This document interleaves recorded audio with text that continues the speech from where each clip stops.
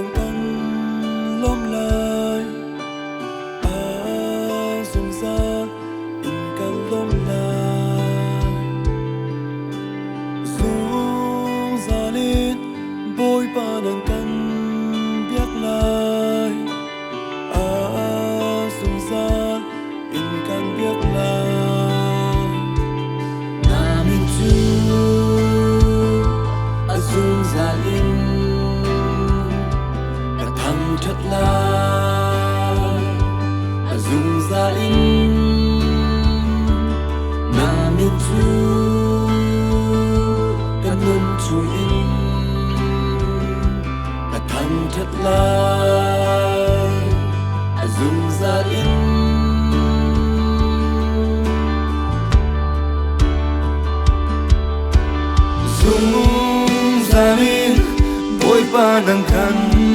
lom lai sung san in kan lom lai sung zarin boy pa nang kan biak lai sung san in kan biak lai namin chu sung zarin thật lai sung zani na min chu kan don chung in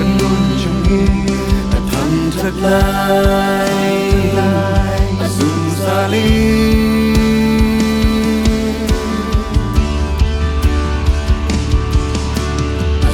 zani kan lom lai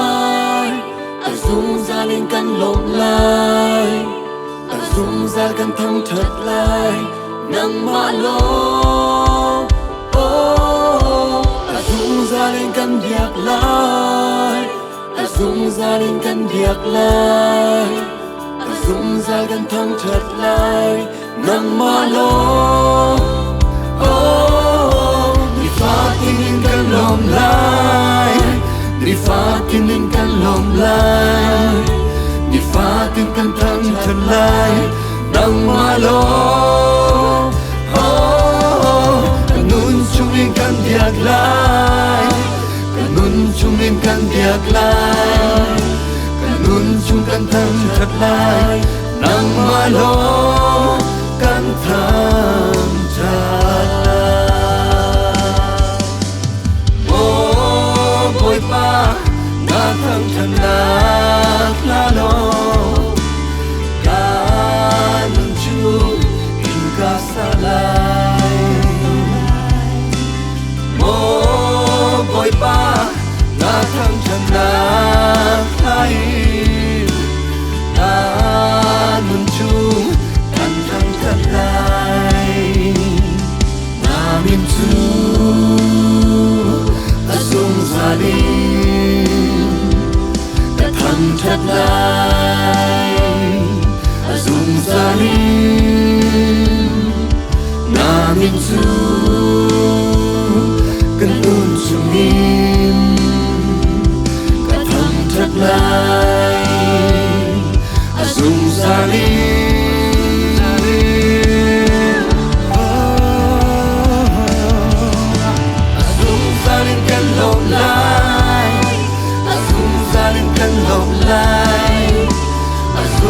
căn thăng thật lai nắng ma lo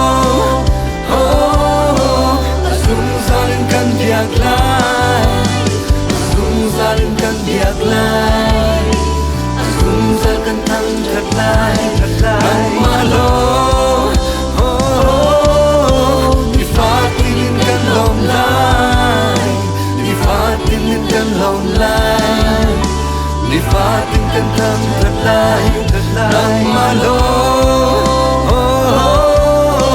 Kan nun sungin kan biak lai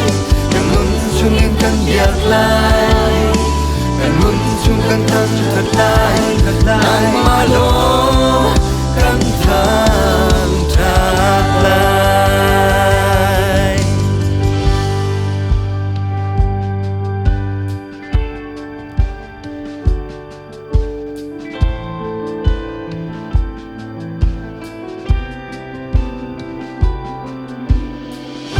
I will bless the Lord at all times. His praise shall continually be in my mouth. My soul makes it boast in the Lord. Let the humble hear and be glad. Oh, magnify the Lord with me, and let us exalt His name together. Amin tu Asung zalim Kathang thật lai Asung zalim Amin tu Kanun chungin Kathang thật lai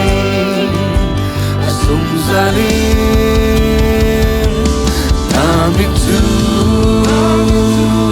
Asung zalim Kathang thật lai Asung zalim Namin tu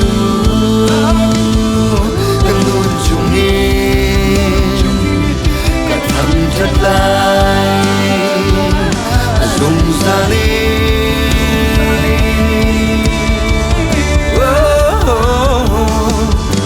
Asung zalim kan lom lai Asung zalim kan lom lai Asung zalim kan thang thật lai Nang malo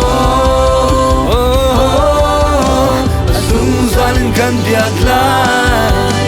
Asung zalim kan biak lai Asung zalim kan thang thật lai Nang malo Ni phát tin kan lom lai Ni phát tin kan lom lai Ni phát tin kan thang thật lai Nang malo Kan nun chungin kan biak lai Kan nun chungin kan biak lai Kan nun chung kan thang thật lai Nang malo kan thang thật lai Nang malo kan upat lai Nang malo